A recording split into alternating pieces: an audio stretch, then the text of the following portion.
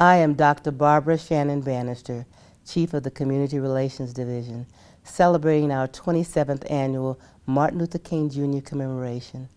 I am also blessed to be the only continuous member of the Dr. Martin Luther King Jr. Colorado Holiday Commission, established by then Governor Richard D. Lamb in 1985.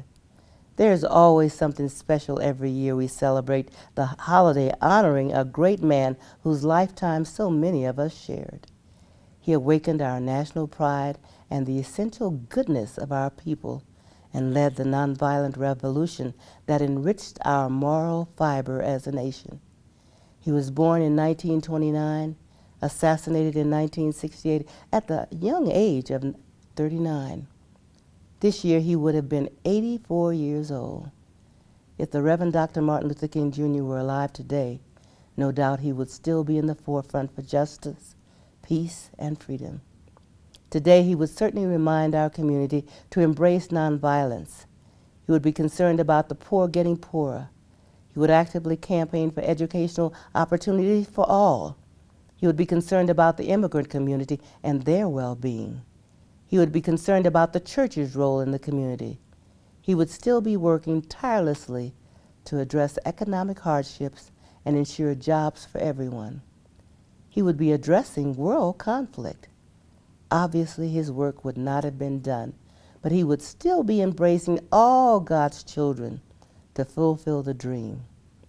As our city commemorates our 27th annual, we also join the State Commission celebrating their 28th annual. As we celebrate, let it not be a dream deferred, but a dream we personally live daily. We can make it happen. It's up to each one of us. So too, you, the residents of Aurora, the Community Relations Division pledges our commitment to fostering and supporting our community, embracing nonviolence. Hi, I'm Mayor Steve Hogan, City of Aurora. It's a pleasure to talk to you about Dr. Martin Luther King Jr. I'm happy that the City of Aurora has seen fit for the past quarter century to be actively involved in commemorating and celebrating the legacy of this man. I have no doubt that he will be remembered as one of the great historical figures of the late 20th century in the United States and perhaps in the world. A true hero to our country, somebody who talked about solving problems and doing things in a nonviolent nature. Certainly, with what we've gone through this past year here in Aurora, a nonviolent cooperative message is a welcome relief. But again, this man did things that others can only imagine. He did them with grace, he did them with style, he did them with force, he did them with personality. And he sent that message to the whole country, and the whole country listened. Many people forget that it was almost 100 years between the end of the Civil War and the beginning of his message. And that's a long time for any segment of society to wait to be recognized and to actually be treated equally as they should have been from the late 1860s.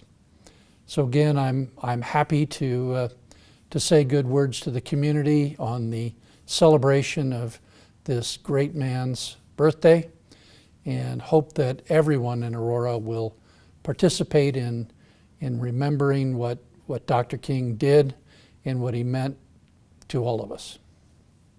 Hi, I'm Nanette Locke, a 12-year resident of the best city in the state of Colorado, the All-America city, Aurora.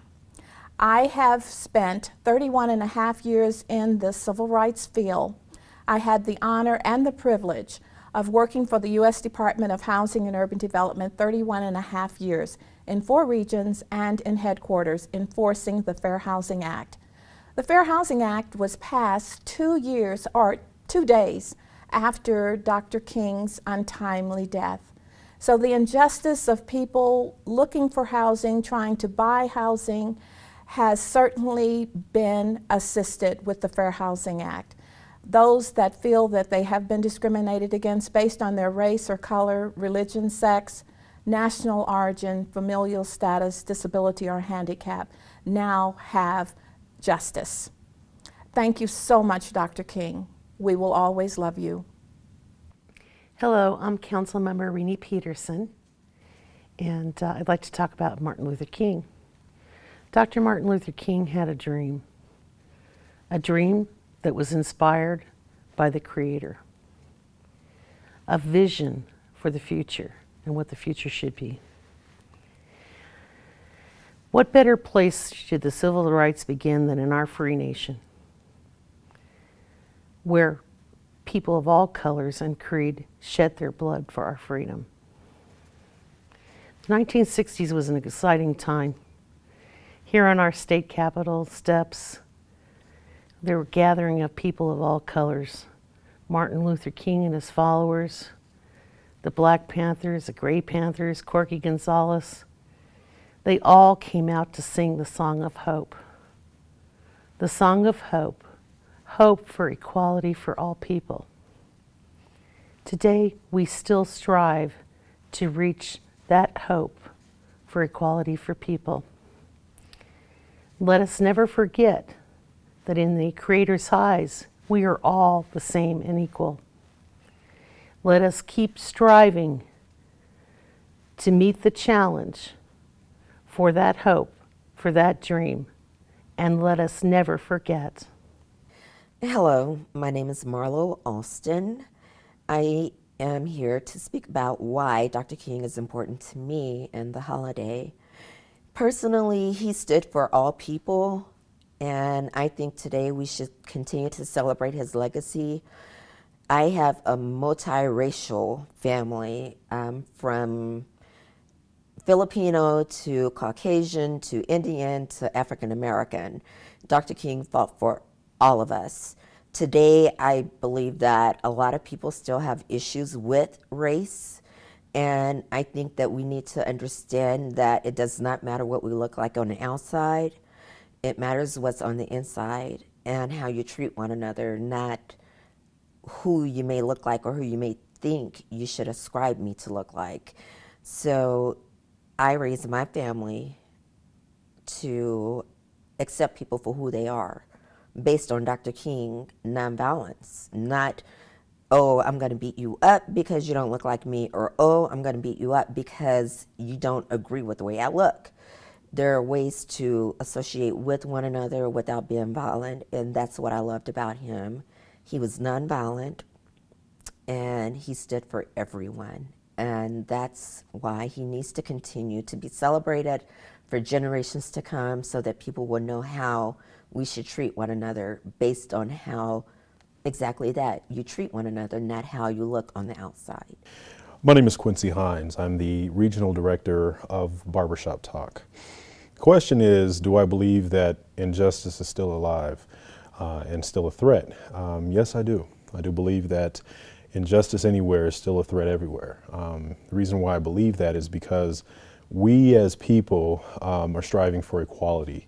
We're striving for striving for the pursuit of happiness. I believe that injustice today has many forms, regardless if it's injustice in laws, injustice in family members, injustice in how we communicate day to day, even at work. It creates an instability in how things should go. I believe that Martin Luther King saw this, and that he believed that our injustice is our crutch. It's our problem. I believe that Martin Luther King basically had an idea that if we can kind of get people to love one another, if we can kind of get people to be on the same chord, then that would hopefully solve some of the issues that we're dealing with today. He was striving for peace, and I believe that the man had a keen sight for understanding what love meant, what it took. Sometimes you got to set aside your own personal aspirations or your own personal issues to basically fight for something that you believe in. And I believe that he gave and sacrificed his life for love. We look today at Martin Luther King and we commemorate him on this 27th anniversary commemoration here in Aurora. We commemorate Martin Luther King by continuing to celebrate his dream. President Obama, Barack Obama, excuse me, I'm used to giving him that president first, but Barack Obama is now president, a black man in the office, 2013, for a second term. I believe that Martin Luther King would have felt that we still have further to go. We've actually made great strides today, but yet we have not yet arrived. And injustice today is many people serving life sentences for crimes they have not done, or a child not having the ability to be educated the same way another child would, or have the same opportunities, where women don't have the same rights legally or civil rights as men. I do believe that our human inequality is also an injustice. We deal with certain scenarios constantly when we're dealing with problems, like with Florida. We had a young man who lost his life because one man basically believed that he had the right to take the life of another man. We also had another gentleman in Florida an older man who took the life of another 17-year-old man because he felt like it was his given right to do so. We're dealing with some situations here today, in our time. Even though, yes, we're not dealing with a lot of hangings and lynchings and stuff like that, but we're still dealing with injustices by way of a different kind of monster.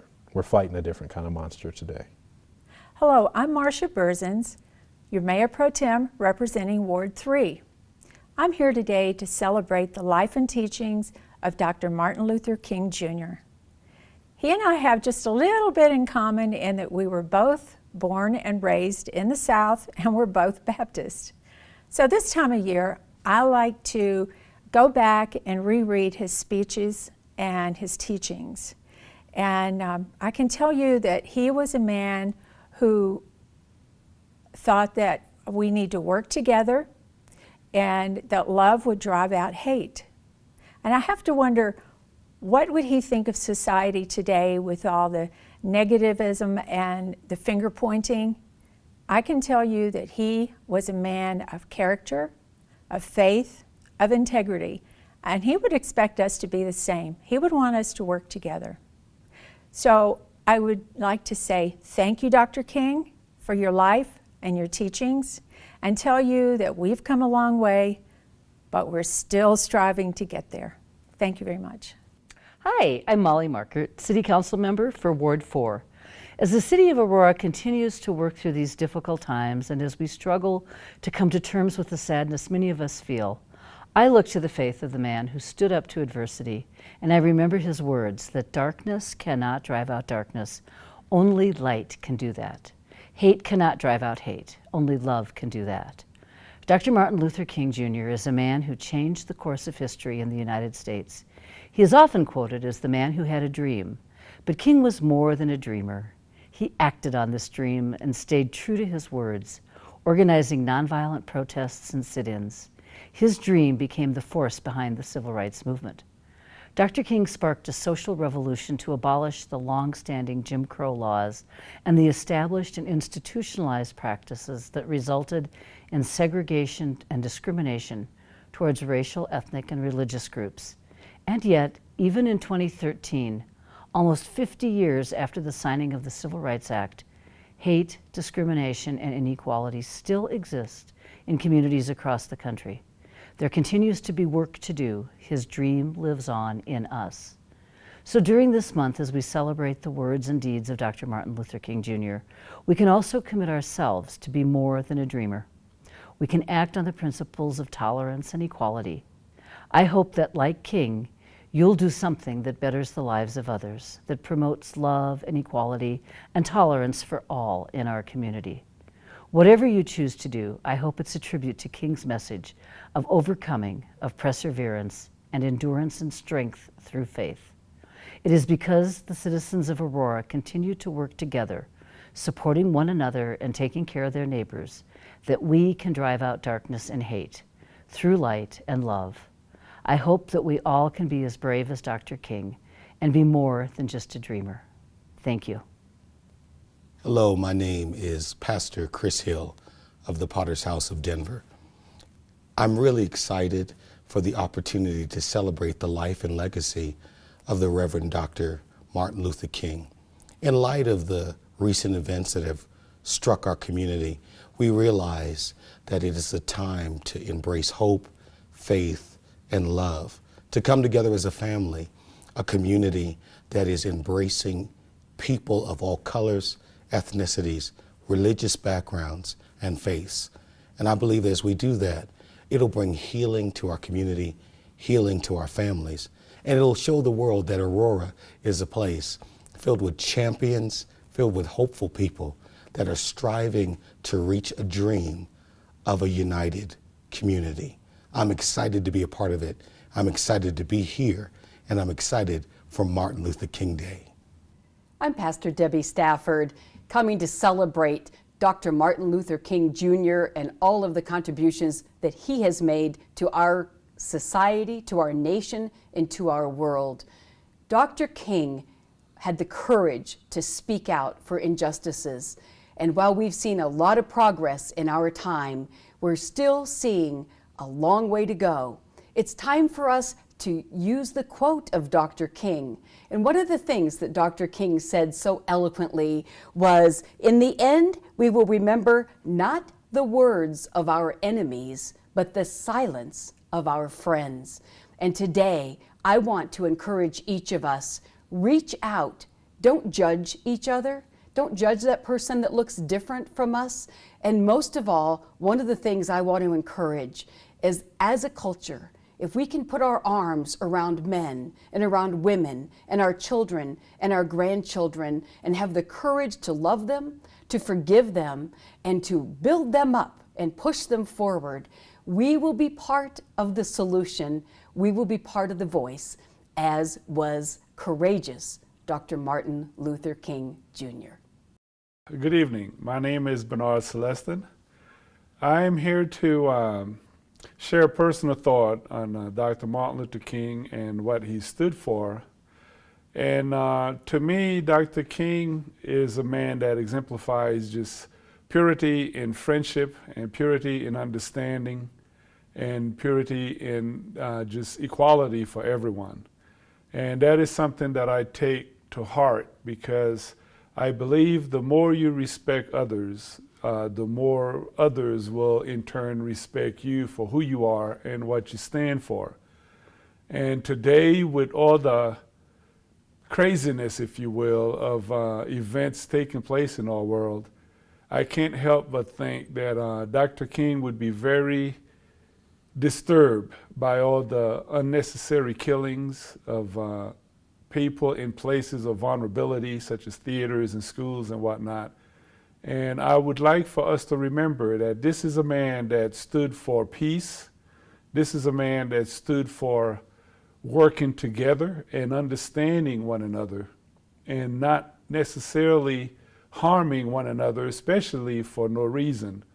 So I would hope that as this 2013 goes along, that we do find a way to bring gentleness back into our hearts and our thoughts, and find understanding to extend our hand to other nations that has called Aurora home, and make them feel welcome, make them feel a part of the society, and make them feel that here they should be as comfortable as they would like to be to accomplish whatever their dreams may be. And standing by one another, we can help each other accomplish those dreams.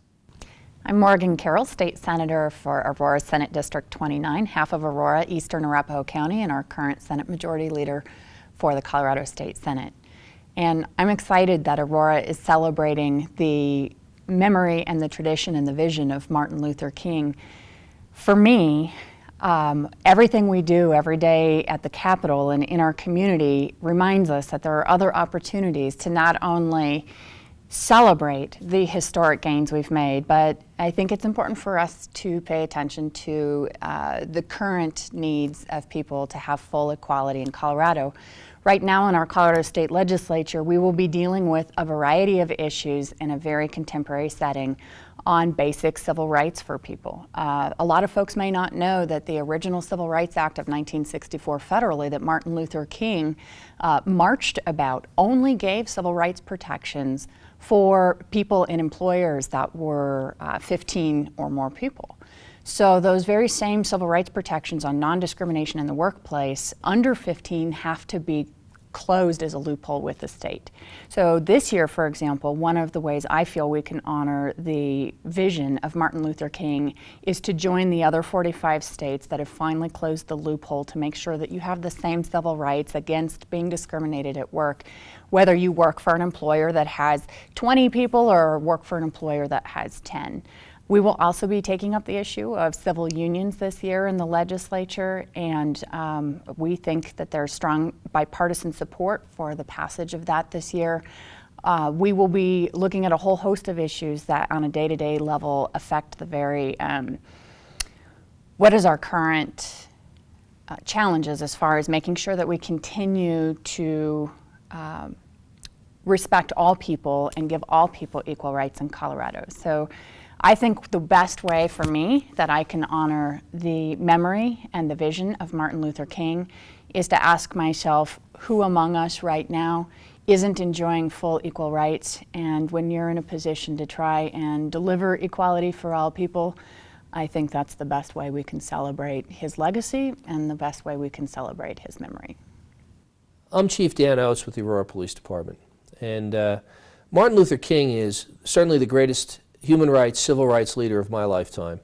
And I think in American history, he ranks right up there with Abraham Lincoln, our greatest president, as a figure that represents American democracy and the spirit of acceptance of everyone for who they are. And I think it's so important that Aurora, this culturally rich and diverse city of 330,000 people, honors Martin Luther King the way we do every year. I don't know of another city that invests the energy that we do in a week-long memorial. So I'm very pleased to be able to speak about Martin Luther King and to be part of the celebration. I just think it's wonderful for this city. Hi, I'm Pastor Ron Frierson from Heart for the World Christian Center. In commemoration of Dr. King's life and the holiday which is coming up, I just want to encourage each and every one of us just to reflect upon his life and what he stood for, the nonviolence, the equal rights. And when we look at our community, when we look at things that we have experienced as a community and as a nation, it's time for us to rise up. It's time for us to come together on one accord and to proclaim, if you will, I have a dream. To proclaim, if you will, the essence of what he meant when he said that we could come together to be a people that could work together for a common good, and that we could put down the violence that is so prevalent in our community, and that we would be a people that would dream again. One of the things that I find in this life is that a lot of people have lost their ability to dream. And if they would just begin to dream, and whatever it takes, begin to dream, they could rise up and they can accomplish so much. So remember, I have a dream. That's Dr. King's mantra. And because of that, many of us have been able to walk through many doors. So I just want to thank you as we celebrate and remember all that he's done. Hello, my name is Debbie Hunter Holen, Aurora City Council at Large, and I have a message for the MLK holiday. Almost a half a century ago, Martin Luther King Jr. began a legacy of fighting for the civil rights of America's disenfranchised. His dream of social justice for all people, regardless of their skin color, their belief system, their socioeconomic status, or their sexual preference, was that one day all people would have equal rights and opportunities to achieve their goals in life to the best of their abilities. While we have made many gains, there is still much work to be done. Race continues to be an issue. The unemployment rate for people of color is significantly higher than their white colleagues. Graduation rates are lower. Above standard, affordable housing is lacking. Those occupying our nation's correctional systems are significantly overrepresented by people of color. How can we carry on his dream and turn the corner of social justice? Get involved. Hold your elected officials accountable. Become a mentor. Speak your truth and stay engaged. In the words of John F. Kennedy, one person can make a difference and everyone should try. And I challenge each of us to try. Thank you. My name is Theo Wilson. I am a slam poet, spoken word artist, as well as the national head mentor for Barbershop Talk Incorporated and the Barbershop Talk Collective. And essentially, when I think about Dr. Martin Luther King and the legacy that he left behind, for me, it stems from courage. It stems from the ability to stand on what you think is right, regardless of what the rest of the world says. And unfortunately, I think that the leadership of today is really lacking that trait. And that's because when Dr. King was alive, they did not have the ability to taste the sweet of this modern world. And what I mean by taste the sweet of this modern world is that Dr. King was alive during a time where his enemy was clear and present. It was Jim Crow racism, right? And it was as obvious as a whites only sign. It was as clear and present as water hoses and barking dogs getting sicked on children. But in this modern era, we are not necessarily confronted with that type of abject racism. However, stands still need to be taken, but we formed allegiances that may have us silent. And I think about how Dr. King during his lifetime was not a very popular man, not as monolithically as he is now today. That the thought in 1968 of him having a sculpture on the Washington, D.C. Mall, that was unthinkable at the time. You know what I mean? And when he stepped into the leadership role, he didn't think too much about what his place in history would necessarily be. He just knew that there was a job at hand, that there was a task to be accomplished. And if he did not do that, then his people would suffer. And I wish that that kind of integrity existed more within our leadership today. Being unpopular because the right thing may not be popular is something that is lost upon a lot of this generation. And I'm not just talking about our leadership, I'm talking about the kids too. The fact that most of the trouble, and I work with youth, that they get into is based upon popularity. It's based upon wanting to fit in and not wanting to stick out and wanting to be the most accurate replica of whoever their favorite rap star is leading these people into destruction. And if the Martin Luther King holiday goes away, if people don't memorize his legacy, what other figure is going to be societally acceptable to put up above Jay-Z, to put above 2 Chainz, to put above any of these people who have the attention of the young people nowadays? So to me, when I think of Dr. King, I think about courage in the face of unpopularity and how that is what writes the history books. Hello. I'm Scott Newhouse. I'm a sergeant with the Aurora Police Department. As you know, this is the 27th annual commemorative week of Dr. Martin Luther King for the city of Aurora. As a parent, I want to see my children and my grandchildren grow up in an area that we don't have to worry about inequality and that violence is consumed by compassion. But until that time, I will continue Dr. King's crusade for nonviolence and that we continue the values of human dignity. Thank you. Hello, my name is Scott Levin. I'm the director of the Mountain States region of the Anti-Defamation League. Since 1913, it has been the mission of the ADL to not only stop the defamation of the Jewish people, but also to secure justice and fair treatment to all. As a long-time civil rights and human relations agency, the ADL has been proud to stand together with the Reverend Dr. Martin Luther King Jr. in his vision for a more respectful and wonderful United States of America. Having been around for 100 years, the ADL had representatives who marched with Martin Luther King when they went to Selma. The ADL had representatives in Washington, D.C. when Martin Luther King announced his great dream, a dream that still propels us today. Times are still difficult. The dream has not been realized. We still have people who are discriminated against, who are taken out and are treated in very poor ways because of the color of their skin, their religion, their sexual identity, or their place of origin.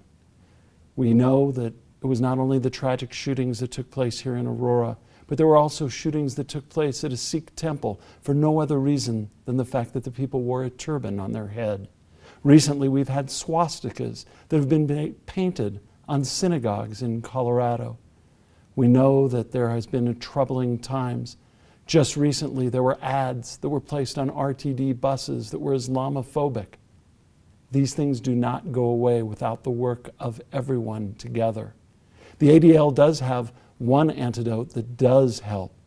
We have a campaign called No Place for Hate, which teaches respect in schools throughout Colorado, from Durango to Fort Collins, and I'm proud to say that our campaign is in 16 schools in the Aurora public school system. It is an initiative that works to change from a culture of hate to one of respect and one of love.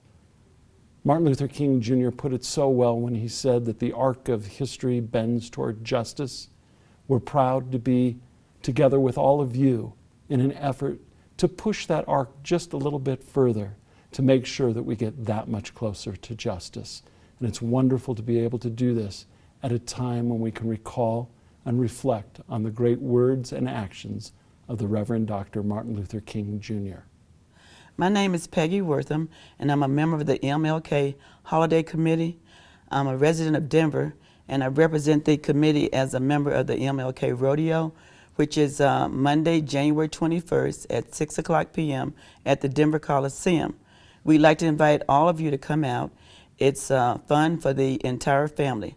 So join us on Monday, January 21st at 6 p.m. I graduated from high school in the summer of 1963 in Virginia, and I moved to Washington, D.C., and I was able to go to the March on Washington. And I've been a member fighting the struggle and trying to make sure that we have freedom and equality for all Americans since 1963. So Dr. King's holiday is very important to me and my family. We get out, we walk to Parade, and we go to the events that are held in Denver and in Aurora. So we're asking that you come out and support all the events. Hi, I'm Richard Weinberg, the presiding judge in the Aurora Municipal Court, and my recollections of Martin Luther King date back to thinking back to his very beginnings and speeches that he had given, and listening and getting interested in him as a person, but not becoming involved. And unfortunately, I didn't become involved until the night of his death. In our school, our college, people would meet at the student union, and generally people would sit by themselves with, or I should say, with groups that they wanted to be with. For example, there would be Greek tables, there would be the jock tables, there would be the hippie tables, things of that nature. And there was also then a table where the black students sat. The day following the evening that Martin Luther King was assassinated, I went to school that day, and I was furious. I went to the student union, and I sat at my normal table and waited for friends to come by to discuss my feelings with them. And for some unknown reason, to this day I don't really remember thinking about it, I got up and I walked over and sat with the black students. I didn't say anything, but the death of Martin Luther King ignited a fire in me that I would no longer be simply a bystander, but that I felt a need to put forth some effort to confront intolerance wherever I would see it. And this has led me to my current role and how I deal with life currently, due to the death of Martin Luther King, inspired me to become a fighter against racial intolerance and for racial equality. Hi, this is Councilmember Bob Roth. I've always admired Martin Luther King Jr. for the many lessons that he taught us, specifically for me, the lesson of nonviolent demonstration for a worthy cause. I wanted to share with you today a couple of my favorite Martin Luther King Jr. quotes. The first one goes something like this: "Never, never be afraid to do what's right, especially when the well-being of a person or an animal is at stake. Society's punishments are far smaller than the wounds that we inflict upon our soul if we look the other way." And the second one is, "Darkness does not drive out darkness, only light does that. Hate does not drive out hate, only love does that." On behalf of my family, I'd like to wish all of yours a very happy Martin Luther King Jr. Day. My name is Reverend Quincy Shadden, but I go by the name Q. When thinking about the legacy of Dr. Martin Luther King Jr., I can't help but think about perception. And when you look at perception and look at through the lens of, is injustice still a reality in which we live in today, I start to look at many of the different realities that plagued Dr. King at the time in which he was living, and many of the different plagues in which plague my own life. As I turn on the television and look in the media at different images in which I should subscribe to myself, I see a lot of things that hurt me. But I also see the ability to have a perception, the ability to look through a lens a little bit differently than the lens that they think that I should see. And I say that to say this: Dr. Martin Luther King, while he was talking to students in Philadelphia and talking about a street sweeper, he once said that if you can't be a tree on the top of a hill, be a bush in the valley, but be the best bush that you can be. If you can't be a tree, be a bush. If you can't be a highway, be a trail. If you can't be the sun, be a star. That it isn't by size that you win or you fail.